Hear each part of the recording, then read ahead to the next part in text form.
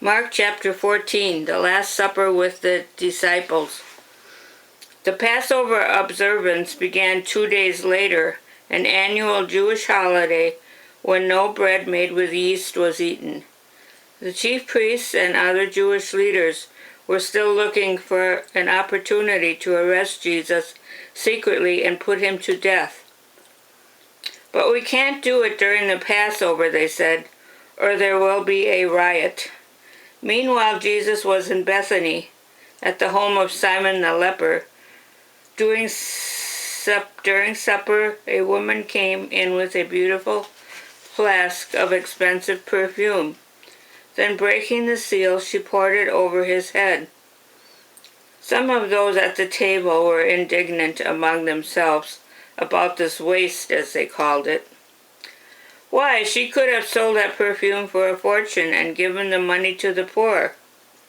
But Jesus said, "Leave her alone. Why berate her for doing a good thing?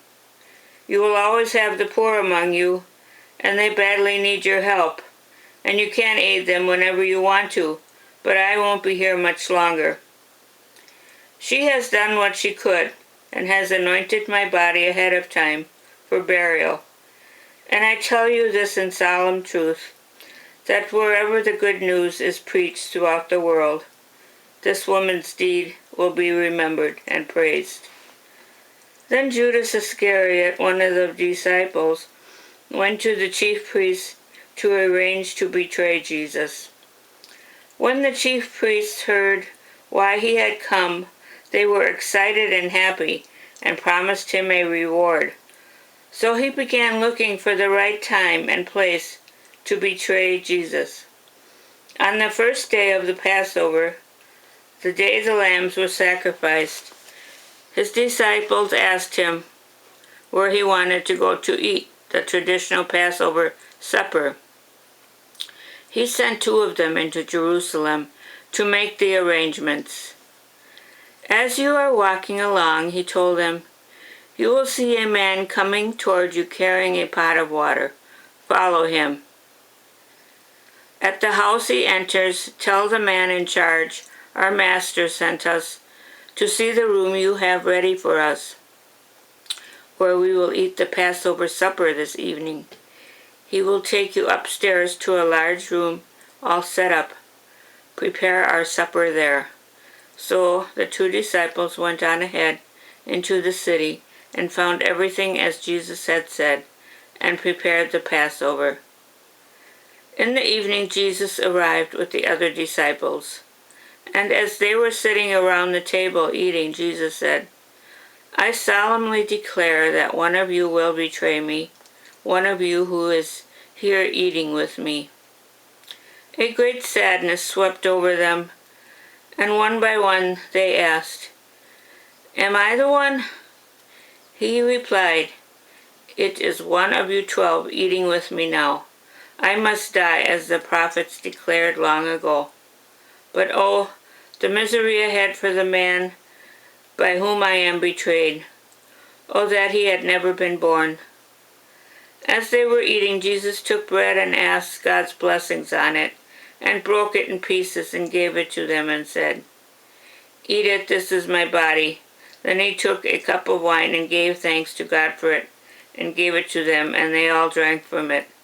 And he said to them, "This is my blood, poured out for many, sealing the new agreement between God and man.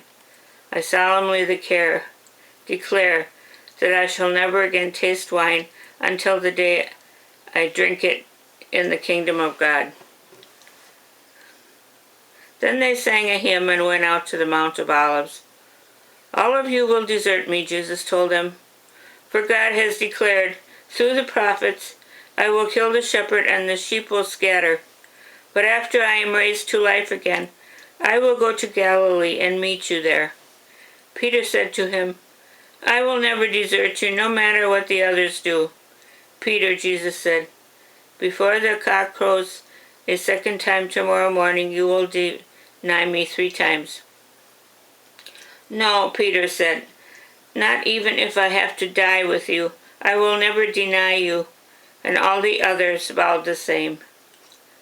Jesus is arrested in the garden. And now they came to an olive grove called the Garden of Gethsemane, and he instructed his disciples, "Sit here while I go and pray." He took Peter, James, and John with him, and began to be filled with horror and deep distress.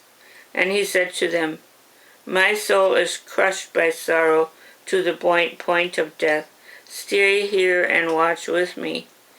He went on a little further and fell to the ground and prayed that if it were possible, the awful hour awaiting him might never come. "Father, Father," he said, "everything is possible for you.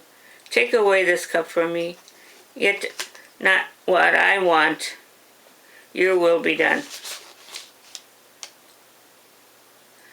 Then he returned to the 3 disciples and found them asleep.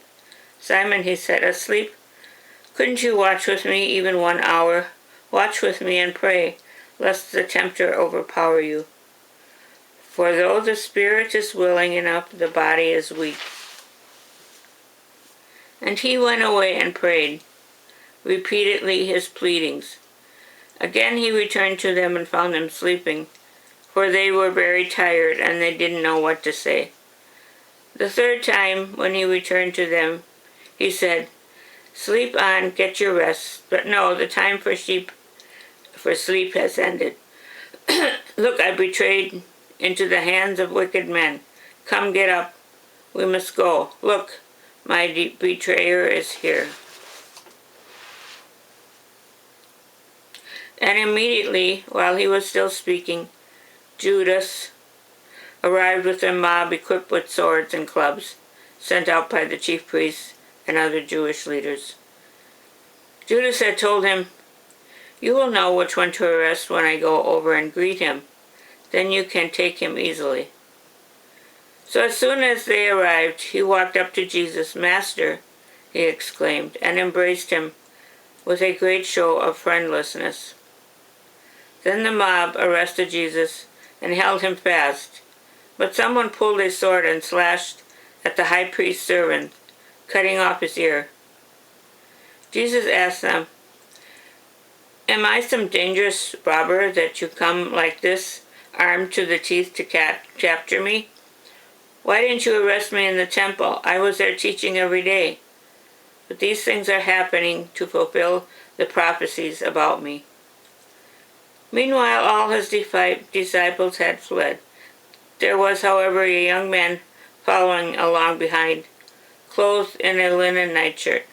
When the mob tried to grab him, he escaped, and though his clothes were torn off in the process, so that he ran away completely naked.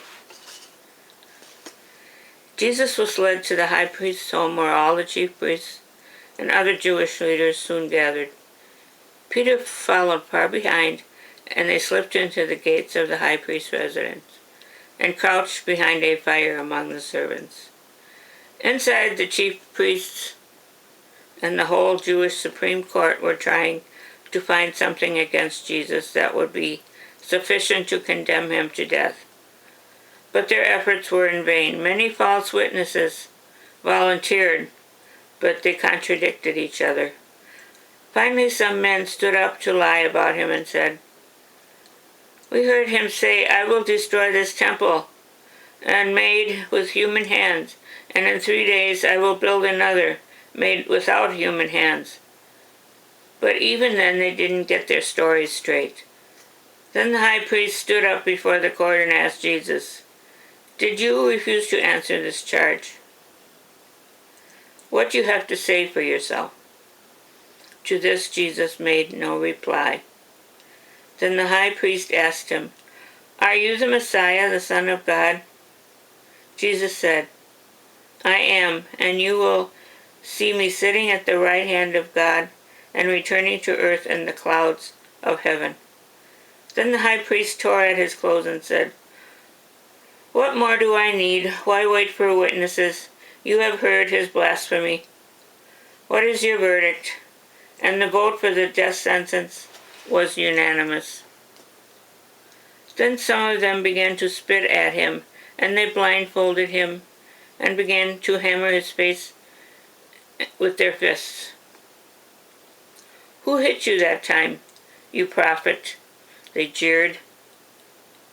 And even the bailiffs were using their fists on him as they led him away. Meanwhile, Peter was below in the courtyard. One of the maids who worked for the high priest noticed Peter warming himself at the fire. She looked at him and announced, "You were with Jesus the Nazarene." Peter denied it. "I don't know what you're talking about," he said, and walked over to the edge of the courtyard. Just then a rooster crowed. The maid saw him standing there and began telling the others, "There he is. That's the disciple of Jesus." Peter denied it again.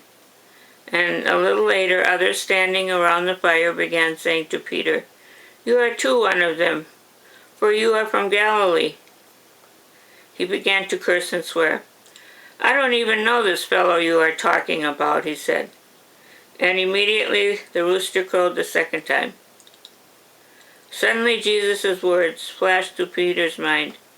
"Before the cock crows twice, you will deny me 3 times." And he began to cry.